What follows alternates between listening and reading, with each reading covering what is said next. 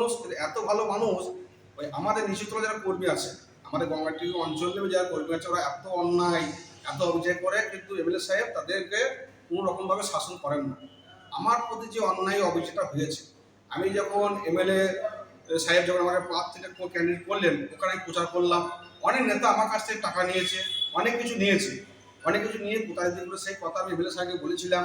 রয়েছে, কাজকর্ম করে, সবই করে, মাঝে মধ্যে যখন মনে হয় করে সাংবাদিকতা করে। আবার ওই যে উচ্চ নিচে ভেদাভেদের জন্য দেখা যায় অনেক সময় যারা ব্রাহ্মণ এবং বৈশ্য ক্ষত্রিয় শূদ্রের মধ্যে বিভেদও লাগায়। যাদব দাসকে নিয়ে বিস্ফোরক কেতুগ্রামের বিধায়ক শেখ শাহনওয়াজ। কে এই যাদব দাস?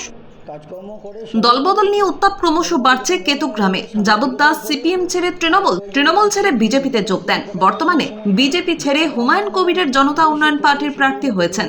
সেই প্রেক্ষিতে গতকাল শনিবার কেতুগ্রামের বিধায়ক শেখ শাহনওয়াজ বিস্ফোরক মন্তব্য করেছিলেন।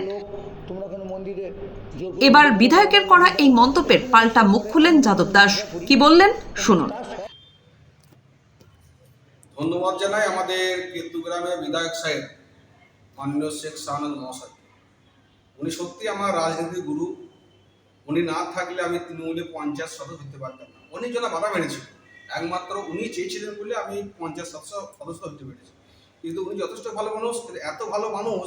ওই আমাদের নিচুতলা যারা কর্মী আছে, আমাদের গঙ্গাটি অঞ্চলে যারা কর্মী আছে, ওরা এত অন্যায়, এত অভিযোগ করে, কিন্তু এমএলএ সাহেব তাদেরকে কোনো রকমভাবে শাসন করেন না। আমার প্রতি যে অন্যায় অভিযোগটা হয়েছে, আমি যখন এমএলএ সাহেব যখন আমাকে পাঁচ থেকে ক্যান্ডিডেট করলেন, ওখানে প্রচার করলাম, অনেক নেতা আমার কাছ থেকে টাকা নিয়েছে, অনেক কিছু নিয়েছে, অনেক কিছু নিয়ে কোথায় দিয়েগুলো সেই কথা আমি এমএলএ সাহেবকে বলেছিলাম। এমনকি আমি আমাদের এমএলএ সাহেবকে বলেছিলাম যে আমাদের গঙ্গাটি অঞ্চলে আমি একটা সংগঠন করি, দাস জাতি বেশি আছে, তা আমাকে একটা শিল্পের সংগঠনের দায়িত্ব দেওয়া হোক। কিন্তু এমএলএ সাহেব সঙ্গে দেননি। হ্যাঁ, এবং কি আমি সবসময় এমএলএকে সমর্থন করি। হ্যাঁ, এমএলএ সাহেব যথেষ্ট ভালো মানুষ। আমি এমএলএ সাহেব এগেনস্টে না, এমএলএ সাহেব এগেনস্টে আমি কেতুগ্রামে কিছু করতাম, আমি তো কেতুগ্রাম প্রার্থী হই না, আমি মুর্শিদাবাদ জেলায় প্রার্থী হয়েছি। আর এমএলএ সাহেব এগেনস্টে আমি কিছু কথাও বলি নাই।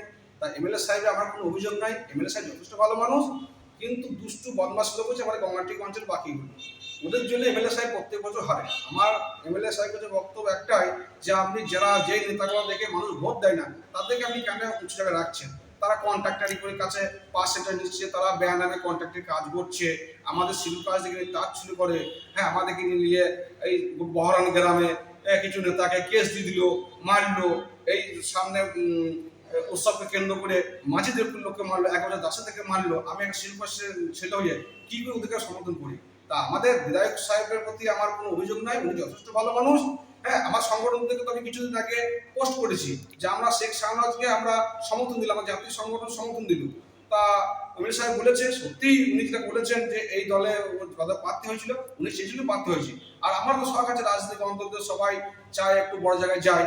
তা হুমায়ুন সাহেব আমাকে এমএলএ প্রার্থী দিয়েছেন, উনি আমাকে এসটিসি রাজ্য সভাপতি করেছেন। Prime press Bengal.